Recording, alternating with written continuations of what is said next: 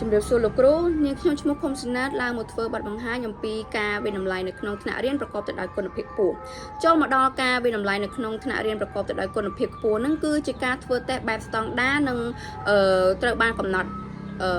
បែបជាក់លាក់ដូចជាសុពលភាព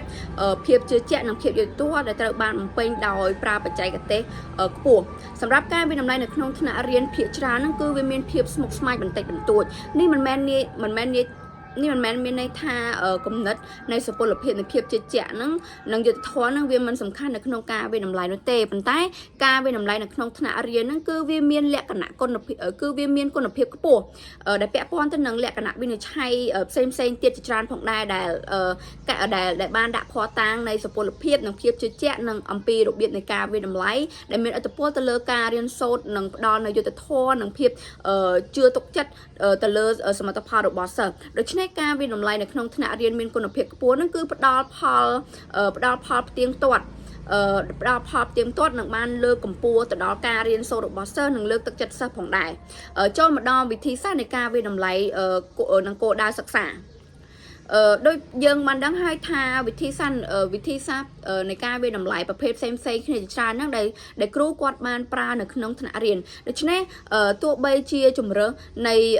វិធីសាស្ត្រនៃការវិតម្លៃមានច្រើនយ៉ាងណាក៏ដោយក៏យើងត្រូវតែដឹងថាការវិតម្លៃមួយណាដើម្បីឲ្យវាមាននៅពេលដែលយើងយកទៅប្រើនៅក្នុងថ្នាក់រៀនទៅវាទទួលបានសមិទ្ធផលល្អទទួលបានលទ្ធផលល្អនៅក្នុងថ្នាក់រៀនរបស់យើងនៅក្នុងពេលដែលយើងវិតម្លៃសិស្សហ្នឹង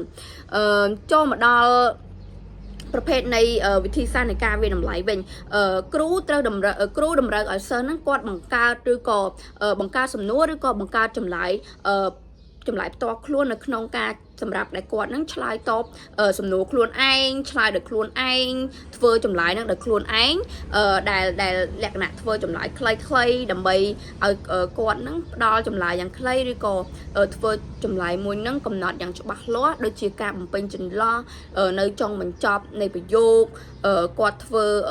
អំពីលំហាត់មុខវិជ្ជាគណិតអីចឹងដើម្បីឲ្យគាត់នឹងបង្ហាញអំពីចម្លើយហើយបង្ហាញឲ្យគាត់នឹងបង្ហាញពីរបៀបដែលគាត់នឹងបានធ្វើលំហាត់មួយហ្នឹងឲ្យបានក្បោះក្បាយទៅកាន់គ្រូរបស់គាត់ដើម្បីឲ្យគ្រូហ្នឹងគាត់អាចវាតម្លៃទៅលើសិស្សនឹងសិស្សគាត់ថាតើសិស្សគាត់នឹងអាចយល់ពីអ្វីដែលគាត់បានរៀននឹងដល់កម្រិតណាឬក៏ឧទាហរណ៍ថាសិស្សគាត់នឹងគាត់អត់យល់ទេអញ្ចឹងគ្រូអាចដឹងថាសិស្សគាត់អត់យល់អញ្ចឹងគាត់អាចបញ្ចូលឬក៏ណែនាំសិស្សនឹងភ្លាមផ្ទាល់តែម្ដងដើម្បីឲ្យសិស្សនឹងគាត់ចាប់ទាន់មេរៀនដែលកំពុងរៀនអីផ្សេងហ្នឹងហើយដើម្បីវាតម្លៃការយល់ដឹងនិងវឌ្ឍនភាពរបស់សិស្សគ្រូបង្រៀនត្រូវតែមើលសិស្សនៅពេលដែលពួកគេឆ្លើយសំណួរនឹងការសិក្សាហើយគ្រូត្រូវតែស្ដាប់នៅពេលដែលពួកគេនិយាយមានន័យថានៅពេលដែលពួកគេនឹងកំពុងតែឆ្លើយសំណួរដែលគ្រូបានដាក់ឲ្យនឹងគ្រូត្រូវតែស្ដាប់ដោយយកចិត្តទុកដាក់នៅចម្លើយរបស់សិស្សដើម្បីវិនិច្ឆ័យថាតើសំណួរមួយហ្នឹងគាត់ធ្វើត្រូវឬក៏អត់ឬក៏គាត់យល់ច្បាស់ពីសំណួរហ្នឹងអត់ឬក៏ឧទាហរណ៍ថាគាត់ធ្វើចម្លើយនឹងត្រូវអញ្ចឹងគ្រូត្រូវតែស្ដាប់ដោយយកចិត្តទុកដាក់នៅសំណួរដែលគាត់បានធ្វើដើម្បីឲ្យដឹងថាតើគាត់ធ្វើបានត្រូវក៏អត់ឬក៏គាត់ធ្វើបានត្រូវដល់កម្រិតណាអីអញ្ចឹងទៅដើម្បីឲ្យគ្រូអាចដឹងថាសិស្សគាត់យល់មេរៀនណាអីមេរៀនណាអញ្ចឹងគាត់អាចវាតម្លៃសិស្សនឹងបានដល់ពេលហើយគ្រូស្ដាប់ហើយឲ្យពួកគេនឹងនិយាយពីពិភាក្សាជាមួយដៃគូរបស់ពួកគេដើម្បីផ្ដល់ចម្លើយទៅកាន់គ្នាទៅវិញទៅមកដើម្បីឲ្យដឹងថាពួកគេនឹងធ្វើចម្លើយបែបម៉េចអីអញ្ចឹងទៅជារឿយការប្រស័យតាក់ទងគ្នាដែលមិនមែនជាពាក្យសម្ដីវាមើលទៅហាក់ដូចជាល្អការសង្កេតត្រូវបានប្រើប្រាស់យ៉ាងទូលំទូលាយផងដែរនៅក្នុងការវាយតម្លៃ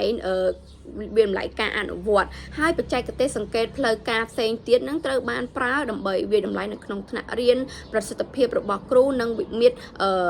ផ្សេងទៀតនៅក្នុងថ្នាក់រៀនអីអញ្ចឹងទៅការវាយតម្លៃខ្លួនឯងរបស់សិស្សមានថាសិស្សត្រូវតែវាយតម្លៃខ្លួនឯងសំដៅទៅលើការរាយការណ៍របស់សិស្សឬក៏វាយតម្លៃទៅលើខ្លួនឯងនៅក្នុងការវាយតម្លៃទៅខ្លួនឯងហ្នឹងនៃសមិទ្ធផលនៃការសិក្សាសិស្សវាយតម្លៃ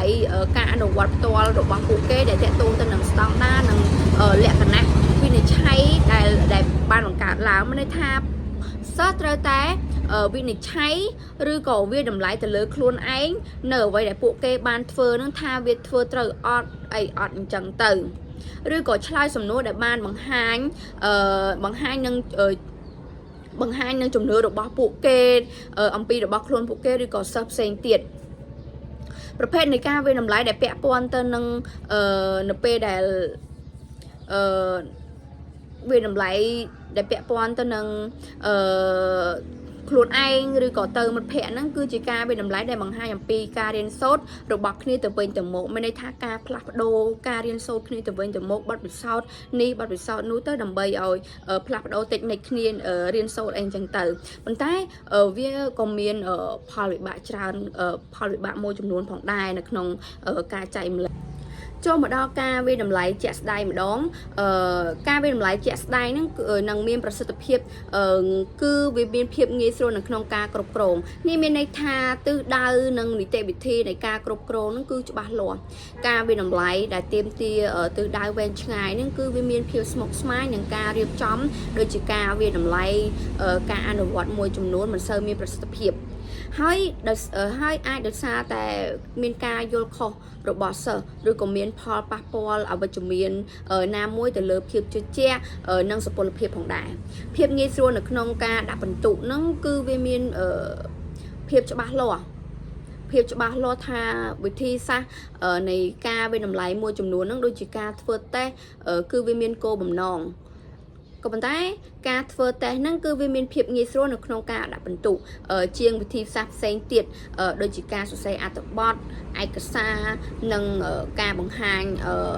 ផ្ទាល់មាត់ឬក៏ការសួរផ្ទាល់មាត់ជាទូទៅហ្នឹងការប្រើវិធីសាស្ត្រងាយស្រួលបំផុតនៅក្នុងការដាក់បន្ទុកដែលសមស្របទៅនឹងវិធីសាស្ត្រហ្នឹងគឺគោលបំណងនៃការគឺជាគោលបំណងនៃការវាតម្លៃការធ្វើតេស្តនិងគោលបំណងគឺវាមានភាពងាយស្រួលនៅក្នុងការដាក់បន្ទុកនិងការរួមចំណែកតិចជាងការដាក់បន្ទុកចំពោះភាពជឿជាក់ឬក៏ការដាក់បន្ទុកទៅលើការអនុវត្តការវាតម្លៃ